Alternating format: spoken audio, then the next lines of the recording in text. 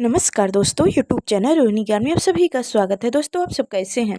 आशा करते हूँ कि आप सब अच्छे होंगे, स्वस्थ होंगे, मस्त होंगे।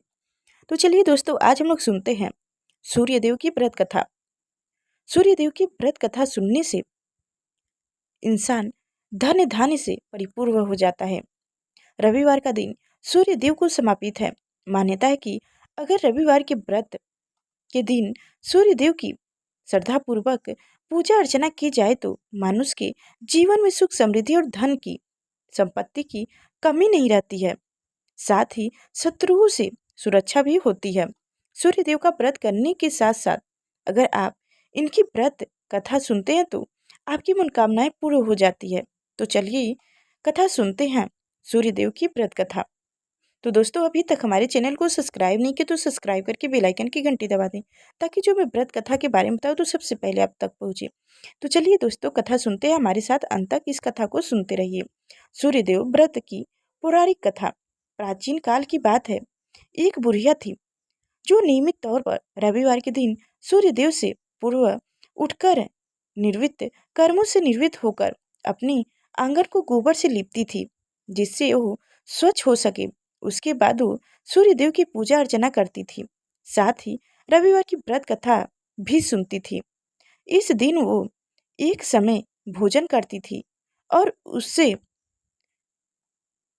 उससे पहले सूर्यदेव को भोग भी लगाती थी। सूर्यदेव उस बुढ़िया से बेहद प्रसन्न थे।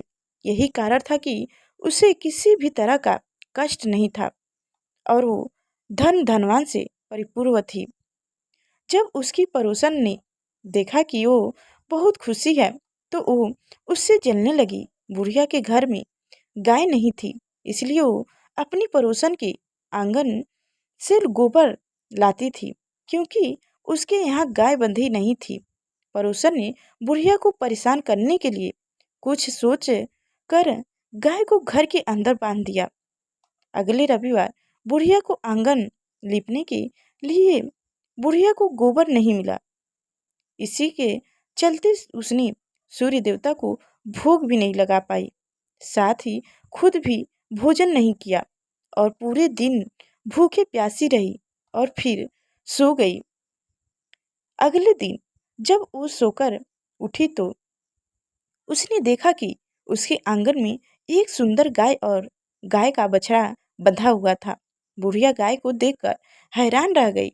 उसने गाय को चारा खिलाया। वही उसकी पड़ोसन बुढ़िया के आंगन में बंधी सुंदर गाय और बछड़े को देखकर और ज्यादा जलने लगी, तो वह उससे और अधिक जलने लगी।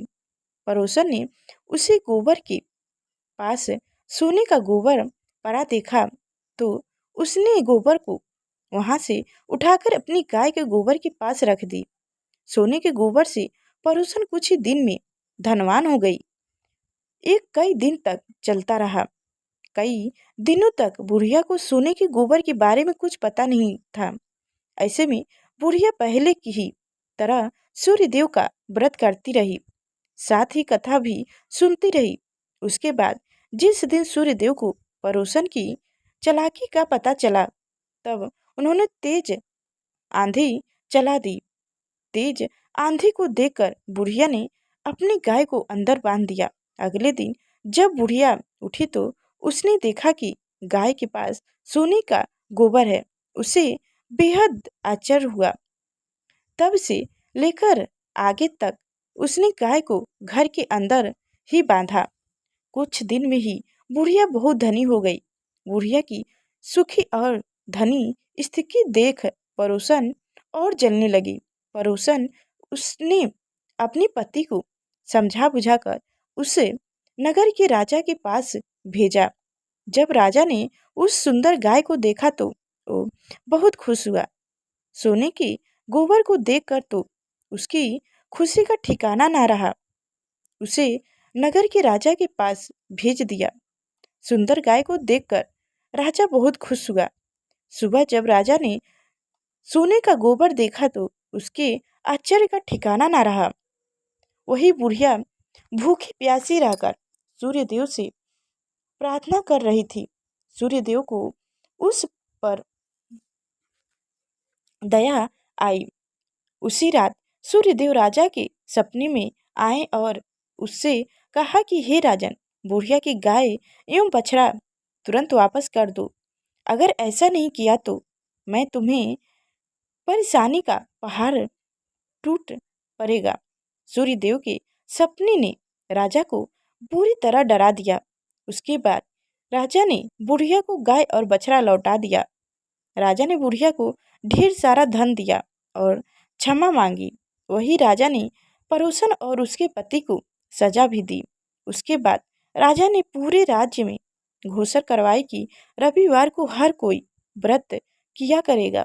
सूर्यदेव का व्रत करने से व्यक्ति धन धान्य से परिपूर्ण हो जाता है, साथ ही घर में खुशहाली भी बनी रहती है। तो दोस्तों, हमारी कथा कैसी लगी कमेंट में बताएं और लाइक ज़रूर करें। और अभी तक हमारे चैनल को सब्सक्राइब नहीं किया तो सब्सक्राइब करके बेल आइकन की घंटी दबा दें, ताकि जो मैं व्रत कथा के बारे में बताऊं तो सबसे पहले आप तक पहुंचे। तो नमस्कार दोस्तों।